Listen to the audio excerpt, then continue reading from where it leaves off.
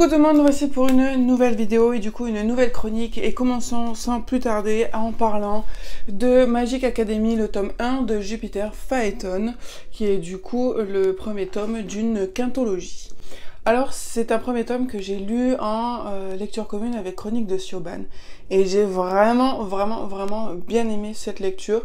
On est dans de la magie, on est dans une école, on est avec des jeunes et en fait Ashkana va être une semi, un peu comme Hermione, un peu comme le sang de Bourbe. Alors oui, je compare avec Harry Potter parce qu'il y a énormément de choses similaires avec le monde d'Harry Potter, mais ce n'est pas pour autant une copie conforme. C'est juste qu'il y a vraiment des choses qui font penser à Harry Potter, comme cette histoire de semis, du coup, de sang impur,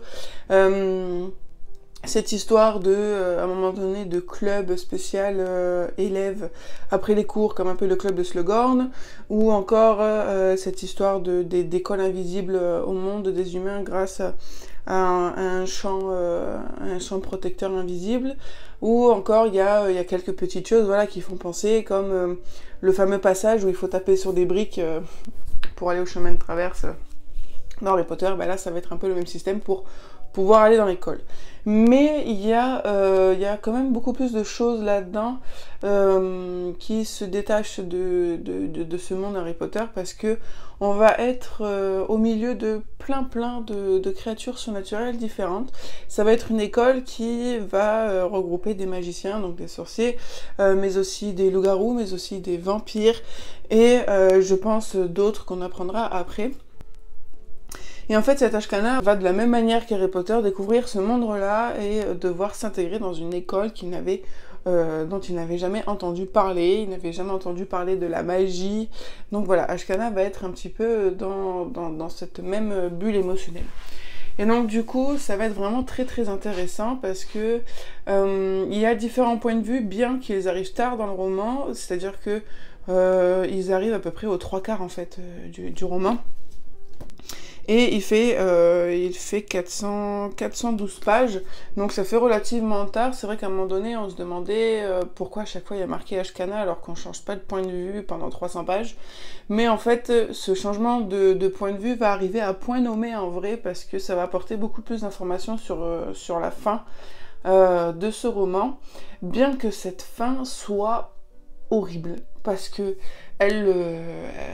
ce tome-là se finit en pleine action, quoi. Vraiment, le moment le plus explosif du roman, eh ben, l'autrice nous coupe l'arbre sous le pied en nous disant, eh ben non, il va falloir que tu ailles lire le tome 2.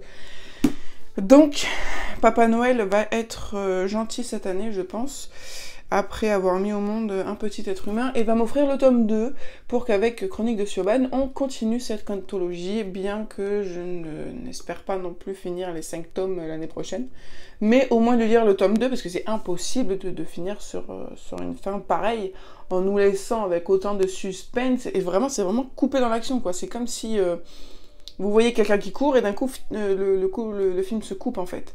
Et donc vous ne savez pas où il va, vous ne savez pas s'il va tomber, ou... Enfin, du coup c'est vraiment frustrant, mais ça en reste vraiment une bonne histoire qui se lit très facilement.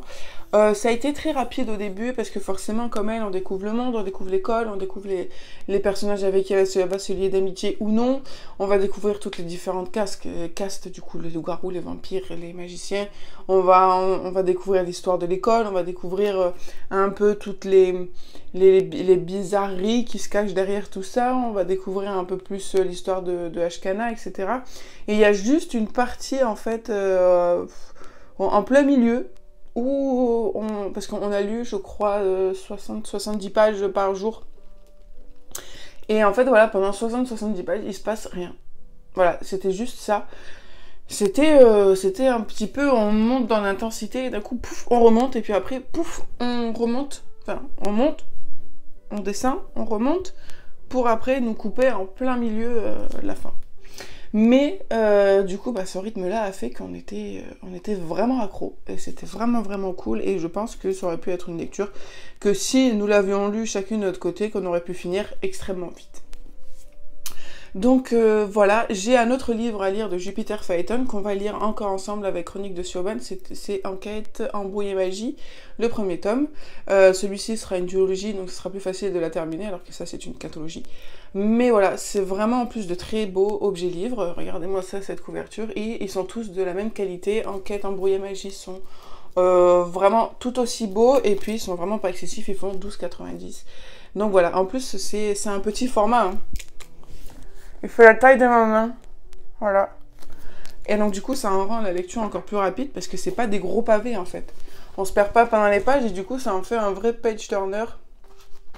Donc du coup, c'est vraiment cool. Au niveau de la plume, là aussi, on a beaucoup de dialogue, pas beaucoup de descriptions. Et donc du coup, voilà, ça fait vraiment un page turner. Ça se lit vraiment tout seul et très très vite. Et donc pour moi, du coup, bah, j'ai mis un 5 sur 5. Donc voilà, pour moi cette petite chronique est terminée, je vous invite fortement à le découvrir si vous le souhaitez, tous les liens sont en barre d'infos comme d'habitude. Je vous fais plein de gros bisous et je vous dis à très bientôt sur la chaîne pour une nouvelle vidéo.